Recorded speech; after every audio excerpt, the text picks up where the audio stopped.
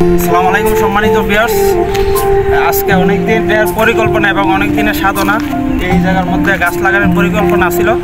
আজকে সকালে আসছি, সকালে আইসা সকাল থেকে শুরু করছি এই পর্যন্ত, এখন বর্তমানে গাছ লাগানো কমপ্লিট হয়েছে। তো এই ব্যাপারে আমার মামা হাকিম মামা কিছু কথা বলবেন, আমার কিছু বলেন।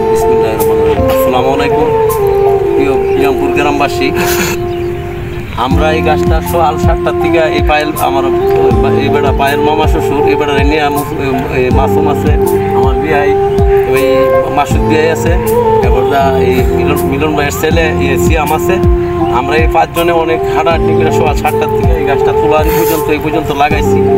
তবে আপনারা এই গাছটা তো আমরা একার জন্য না, এটা 12 জন্য কান্দার মধ্যে লাগাইছি, এটা সবাই সেমা হইব। এই গাছ একটা উইলে গাছের মধ্যে অনেক কৈক পাকড়া আছে, এটার মধ্যে গুড়া আসবে, হাইবে, দোয়া করবে, এই কারণে লাগাইছি। দোয়া করবেন এই গাছটা জিয়াতে হোক। আর সবাই এটা যদি আমার বিরামপুর গ্রামবাসী যারা আমরা বিলো আমরা জমি হেদ করি, তারা এই গাছটার এই হেফাজত করবেন আইতে যাইতে।